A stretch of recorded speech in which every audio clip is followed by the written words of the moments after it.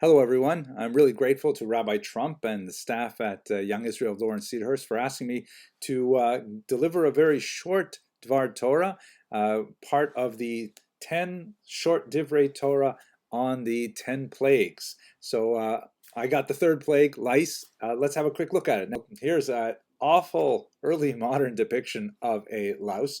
There were two species of lice that plagued the ancient world in the Middle East. The Pediculus hominis is the scientific name, and there were dark and light versions. The dark ones are also called head lice, and the light ones were apparently things that could infect clothing. How did people deal with it back then?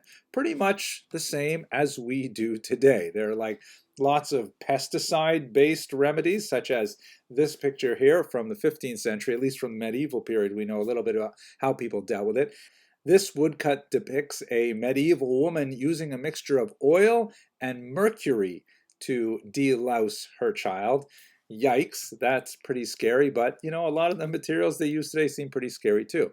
And the technology we see used in this golden Haggadah from Spain around the same period, a little bit earlier, we see that women are using lice combs that look pretty much like lice combs do today. The other type of lice, the one that infects clothing, there's a lot of interesting halachos in the Gemara about how to deal with those lice on Shabbos and things like that.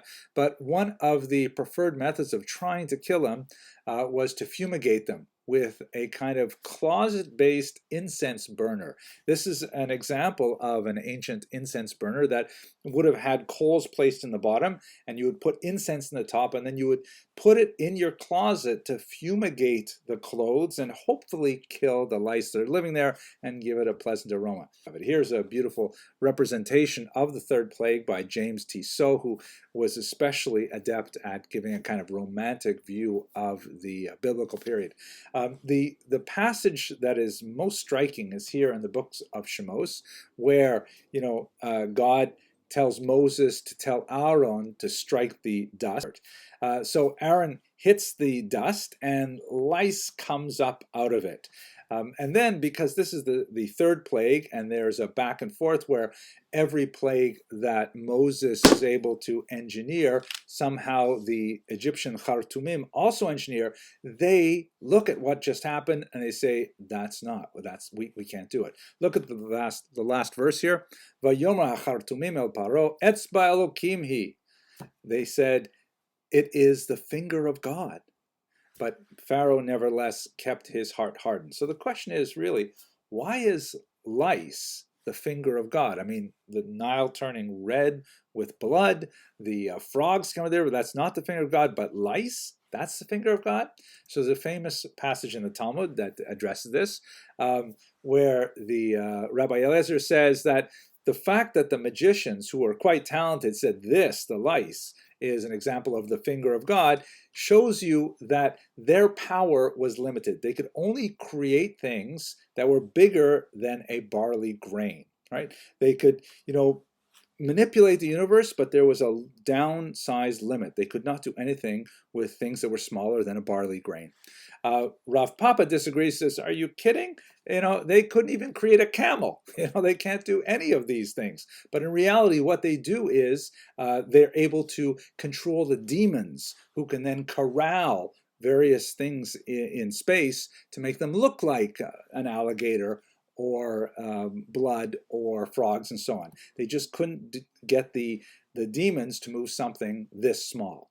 Now, the way that I approach this that I think is perhaps useful for us, and this gets dangerously close for a historian to be speaking about something in Torah like this, there's a fantastic passage in the medieval halachic work, the Sefer HaChinuch, that has long been associated with Aharon of Barcelona, although there's some questions about this anonymous book, which was actually written as the world's greatest bar mitzvah present ever. And in the Sefer HaChinuch, there's an interesting discussion of, what are demons all about in Jewish thought anyways? And he argues there, and it's in the context of the discussion of mixing linen and wool and eating milk and meat together, like what's so wrong with those things? And he has a discussion that sounds a little bit like pre-scientific thought. He says, don't think about it so much as terms of demons, but think of it in terms of powers. The natural universe is endowed by God with all kinds of unique properties, and certain things just are not meant to mix. Like, what do they say? Ammonia and bleach and things like that, right?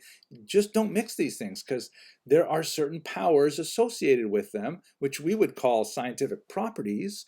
You put those together and you get a dangerous result. Now, in the mind of the Midrash, in the mind of the ancient world, they could call these demons, but really they're referring to scientific properties. And in that context, I like to approach the time that we've all lived through in the context of the lice, in that something so tiny, something so small as a coronavirus has brought this entire world to a standstill with unimaginable tragedy happening in so many families. And for us to think that, we as the masters of our science and the masters of our universe have somehow been able to control all of the factors in our lives, and all of a sudden this tiny little thing, much, much smaller than a louse, is suddenly able to overturn everything. And hopefully we should get past this situation very soon. Passover, of course, is a dark anniversary because it was really last year's Passover when we were so horribly suffering here in the New York area from COVID-19. Now, thank God, things are beginning to get a little easier and we see the end in sight, although we still have to remain vigilant. But I think it's a tremendous blow to human arrogance to think that we are totally in control of the world. In reality, even the smallest, tiniest of things can be the Etzba Elokim, the finger of God.